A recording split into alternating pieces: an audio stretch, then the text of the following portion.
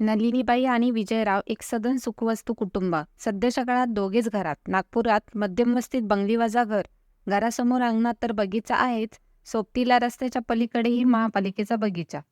मुलगा अमेरिकेत आणि मुलगी कॅनडात असल्याने बंगल्यात 70 पार केलेले दोघेच. म्हणायला घरकामाला 2 बायका आणि हल्ली कार चालवणं थोडं अवघड म्हणून ड्रायव्हर. या लोकांचा दिवसा वावर असे. विजयराव वर्ग एक सरकारी अधिकारी म्हणून सेवानिवृत्त झालेले. घरी विपुल संपत्ती आणि नोकरीत असताना नोकर चाकरांचं घरी वावर असे. दूध भाजी आणण्यापासून ते घर स्वच्छ करण्यापर्यंत सगळी कामं अगदी इशाऱ्यावर होत असत. या सगळ्यातून आपसुकच आलेला गर्व आणि त्याचा प्रभाव विजयराव आणि अंबाळ जास्तच नलिनीबाईवर होता. त्यात मुलं जातेच हुशार निघालीत आणि लवकरच प्रगतीचं शिखर गाठत गेली. मुलांची लग्न झाल्यावर आपापल्या जोडीदाराला घेऊन मुलं परदेशात निघून गेलीत. नाही म्हणाला दोघांनाही परदेशवारी बरेचदा घडली, पण मन काय रमलं नाही तिकडे. मग मुलंच अधूनमधून येऊन जात. पण या सगळ्यात गची बाधा इतकी तीव्र झाली की नातेवाईक शेजारी मात्र दुरावलेत. सख्या पुतना सुजित जवळच राहायचा. लागवी मुलगा. वडिलांची परिस्थिती यथातथाच, ते गावाकडे. पण त्यातही स्वतःच्या भरोशावर ग्रॅज्युएट झाला आणि प्रायव्हेट कंपनी चिकटला.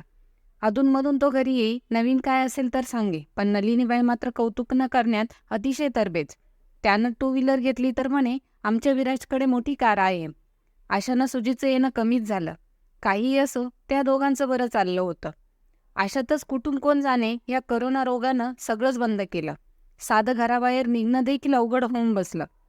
तसं घरात काही कमी नव्हतं. खाणं पिणं अगदी व्यवस्थित होतं. धान्य भरलेलं, भाज्या फळं पण होती. पण लॉकडाऊन लांबलं तसं आणखी कठीण झालं. कामावरचे लोक, बायका येईना झाल्यात. तशातच विजयराव बाथरूममध्ये पाय घसरून पडले. फार लागलं नव्हतं, मुक्का मार होता, पण घरातल्या घरात चालणं पण होईना. औषधं आणणं तर आवश्यक होतं. एकीकडे स्वतःची, नवऱ्याची तब्येत, दुसरीकडे मुलांची काळजी. नलिनीबाई तर 2 दिवसात काळवंडून गेल्या. 70 संपून एकदम 90त शिरल्या.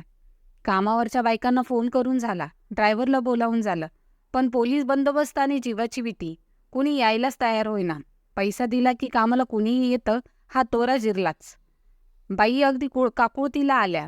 शेजारी व मित्र अगदी आपापल्या घरात बसून होते. यांची वागणूक बघता कोणीही येत जात नव्हतं. आता तर कारण मिळालं. संध्याकाळ होता होता त्यांना कळलं की पैशाचं डिपॉझिट भरपूर आहे, परंतु चांगल्या बोलण्याचा संचय मात्र कुठेतरी कमी पडला. रात्री मुलांचा कॉल झाला. नाही म्हटलं तरी त्याला परिस्थिती सांगितली. त्याची खुशाली विचारली. तोही म्हणाला काहीतरी मार्ग निघेल. आशेवर जग चाललंय, बघूया काहीतरी उद्याचं. अगदी हतबल हे शब्द ज्यांच्या जवळपास सुद्धा कधी आले नव्हते, त्या शब्दांना अहंकाराने थेट घरात आणून बसवलं. नाते, संबंध, मित्र, जवळीक, प्रेम हे संपत्तीतून विकत घेण्यासारखे नाहीत. ही जाणीव इतक्या वर्षानंतर त्यांना झाली. प्रचंड ताण मनावर घेत आणि उद्याची काळजी करत दोघेही झोपण्याचा प्रयत्न करत होते. मन आणि घरावर अगदी मरगळ आली होती. रात्री झोपायला उशीर झाल्याने सकाळी अंमळ उशीरच जाग आली. कुणीतरी गाडीचा हॉर्न जोरजोरात वाजवत होतं. बाईंनी खिडकीतून पाहिलं तर एक कार त्यांच्या गेटसमोरच होती. त्यांनी गेट उघडून पाहिलं तर गाडीत सुजित. भुरकन उतरला आणि म्हणाला, काकू लवकर दार उघड, कसाबसा पोलिसांची परवानगी येऊन इथपर्यंत आलोय. गाडी आत शिरली आणि सोबत घरात चैतन्य सुद्धा आलं. सुजित मुलांना आणि बायकोला सोबत घेऊनच आला होता. आल्याबरोबर त्यानं जाहीर केलं की लॉकडाऊन संपेपर्यंत आता तो इथेच राहील. त्याच्या बायकोने आल्या आल्या स्वयंपाकघराचा ताबा घेतला. सुजितनं औषधाची यादी घेतली आणि आणायला बाहेर पडला. आयुष्यात पहिल्यांदाच कोणीतरी साधारण असे लोक अगदी आपलेपणाने घरात आलेले पाहून बाईंना चक्क आनंद झाला.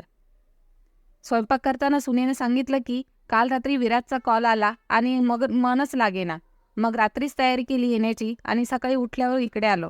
नातवंड आजोबांसोबत रमली होती आणि आजोबा आपली दुखणं विसरले होते. हे दृश्य पाहून नलिनीबाईंच्या डोळ्यांना धारा सुरू झाल्या. डोळ्यातून अहंकार वाहत होता आणि दृष्टी स्वच्छ होत होती. आज त्यांना कळलं होतं की पैसा भलेही प्रतिष्ठा देईल, पण प्रेम माणसंच देऊ शकतात. एकमेकांसोबत असलेलं माणुसकीचं नातं हे जगातील कुठल्याही संपत्तीपेक्षा महत्त्वाचं आहे. त्या नात्याला चिकटण्यासाठी एकमेकांवर विश्वास आणि आदर आवश्यक आहे. या नात्याची जपणूक ही सर्वश्रेष्ठ जमापुंजी आहे.